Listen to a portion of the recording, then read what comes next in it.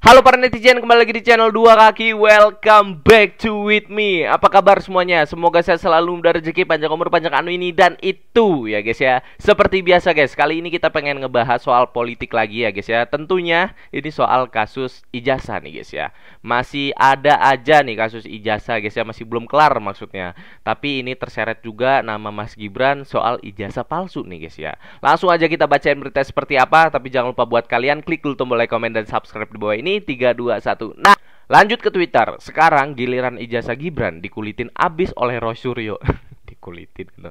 Ternyata bermasalah juga. Waduh, ini nggak tahu nih faktanya seperti apa. Ini kita lihat cuplikannya guys ya. Ini menarik ya. Karena apa? Karena sebenarnya University of Bradford yang adanya di London, di UK, itu kan ternyata sudah tidak lagi kerjasama dengan MDIS, sekolah yang tempat dia konon dulu pernah sekolah di situ. Gitu. Bahkan kalau diteliti sekolahnya sama dari awal.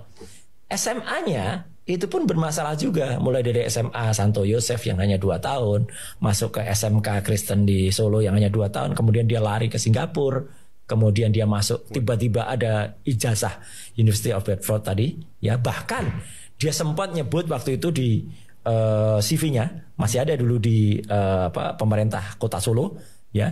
Katanya dia menempuh S2 di UTS, University Technology of Sydney. Dan setelah kita kejar ke sana, ya, dan ada bukti, ternyata di UTS itu dia hanya menempuh, belum bisa masuk. Dia baru menempuh matrikulasi, program namanya INSERS, itu 6 bulan, dan dia tidak lulus. Ini ada fakta terbaru nih guys soal ijazah Mas Gibran nih guys ya. Ini soal ijazah Pak Jokowi aja masih belum selesai, datang lagi nih soal ijazah Mas Gibran nih guys ya. Dan bahkan tadi udah diobok-obok juga nih detailnya dari SMP, SMA sampai universitasnya nih guys ya. Jadi gimana menurut kalian? Apakah ijazah Mas Gibran itu palsu atau gimana? Silahkan komen di kolom komentar guys. Lanjut, impeachment untuk Gibran, bisakah? Ya, menurut Refly Harun ada 3 pintu untuk terjadinya trial impeachment. Yang pertama kasus Fufu Fafa, kedua kasus lagi-lagi dugaan ijazah palsu ya guys ya, dan keraguan apakah secara rohani dia mampu. Waduh, rohani tuh guys. Semoga kita diberikan jalan yang paling baik. Malam excellent. Nah, gimana nih guys ya, ada 3 poin ya untuk impeachment Mas Gibran nih guys ya. Ini ada cuplikan dari Mas Refly Harun, kita lihat dulu guys. Gibran bisa dikategorikan melakukan kebohongan publik. Tidak perlu dipidanakan, cukup di-impeach. Dia tidak pernah tamat SMA di Indonesia. Awalnya kan kita nggak pernah tamat ya SMA-nya di Indonesia. Gua nggak ngerti lagi nih ya guys ya. Ini kalau misalnya faktanya beneran begini, pertanyaan kita nih sebagai warga umum lah, warga sipil yang sangat-sangat umum ya guys ya. Mas Gibran SMA-nya di mana gitu ya guys ya? Di luar negeri kayaknya sih cuman kuliah doang kemarin berita ya guys ya. Tapi nggak tahu nih SMA-nya di mana nih guys ya. Kita lanjut lagi guys. percaya bahwa dia adalah S2 dari Sydney University.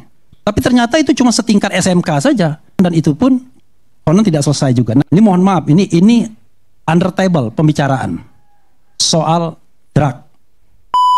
Saya menganggap ini bukan masalah main-main, pasti masalah serius yang sudah mereka pikirkan. Dan yang menandatangani itu luar biasa.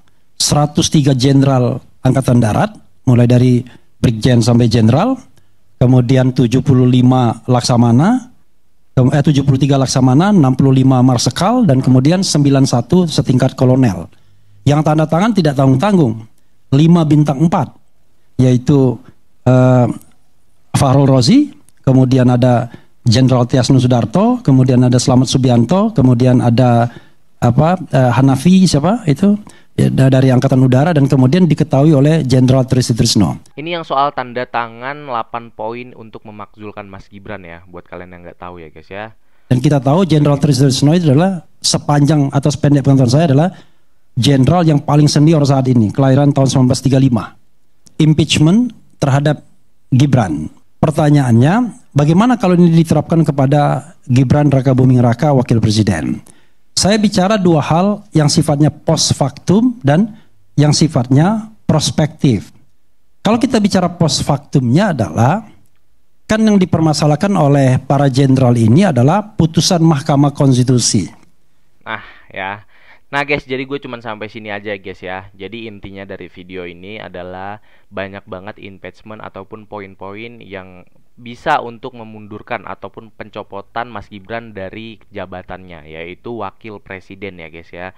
Kalau kalian pengen nonton fullnya silakan tonton di YouTube ya. Lanjut, benarkah hubungan Prabowo Gibran tidak baik-baik saja? Nah, berita baru lagi nih guys ya.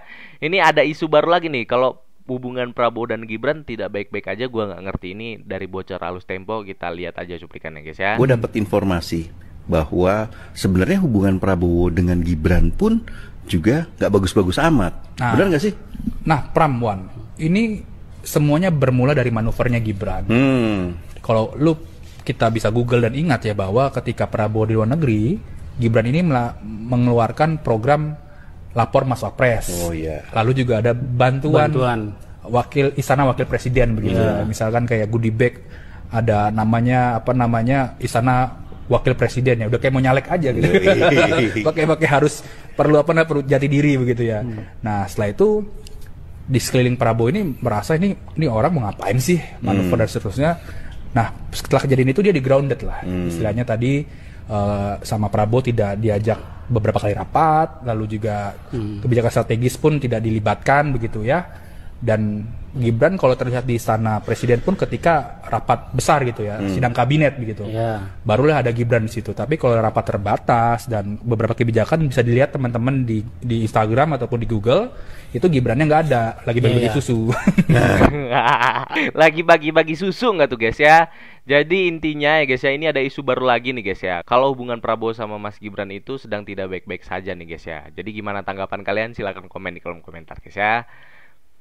Lanjut, ahli hukum tata negara Universitas Gadjah Mada Zainil Arifin Muchtar, ada 3 cara untuk memakzulkan Gibran, salah satu ijazahnya ya guys ya. Ini udah kita lihat tadi cuplikannya guys ya. Tadi udah kita lihat cuplikan dari Mas Refli Harun, ketiga poin yang tadi gue udah sebutin, salah satunya yaitu kasus ijazah palsunya ya, yang diduga ijazah palsu Mas Gibran juga ada gitu guys ya. Dan kasus Fufu Fafa dan banyak-banyak lagi sebenarnya guys ya. Intinya gue nggak tahu nih guys ya, gue pengen nanya ke kalian, bisa nggak sih kira-kira Mas Gibran itu dicopot ataupun dimakzulkan dari jabatannya wakil presiden? Silakan kalian berpendapat di kolom komentar guys ya. Lanjut, sedikit info, gerakan Purnawirawan TNI Sutiono, Tri Sutrisno dan kawan-kawan soal pencopotan Gibran akan terus berlanjut. Waduh, ini semakin seru nampaknya guys ya. Dan jumlah purnawirawan yang mendukung akan terus bertambah. Oke gas, kita lihat cuplikannya guys. Nah, Pram, kemarin kan lu sempat berkomunikasi dengan Sutioso. Apa yang lu peroleh dari Sutioso? Gue tanya sama Sutioso nih, ya dia kan ex kabin ya, pada masanya Jokowi. Dan dia, gue tanya nih, Pak ini kira-kira akan berlanjut terus nggak nih? Dan akan seberapa kuat? Kalau klaimnya dia, yaitu ya kami akan berlanjut terus. Dan kami ini kan bukan jenderal abal-abal. Jadi kami punya kaki juga dan pasti ini akan terus meluas. Pengennya sih seperti itu ya, dari para purnawirawan ini. Ya persis, Pak Tri Sutrisno juga sama. Dia akan lanjut terus, katanya gas terus, kira-kira kayak gitu. Oke gas gitu. Oke gas. Nah, tadi nyambung Pram ya, ngobrol sama mantan kabin juga ya. Nah, kemarin kita wawancara Pak Soeharto itu ya. Dia bilang juga dia sudah bertemu dengan Hendro Priyono, Ex kabin juga dan proses-prosesnya. Dia bilang bahwa Hendro Priyono ini mendukung gerakan para purnawirawan. Tanda tangan sudah semakin luas untuk memakzulkan Mas Gibran, untuk pencopotan Mas Gibran dari wakil presiden. Jadi kita tunggu aja berita selanjutnya seperti apa ya guys ya. Ini semakin seru dan gue sebenarnya penasaran banget, ini hanya sekedar isu aja ataupun bisa sampai ke pencopotan beneran gitu guys ya. Jadi kita tunggu aja beritanya guys ya. Baik teman-teman, sekaligus ini menutup video kali ini. Terima kasih buat kalian yang sudah nonton. Gue Dua Kaki undur diri, sampai jumpa nanti.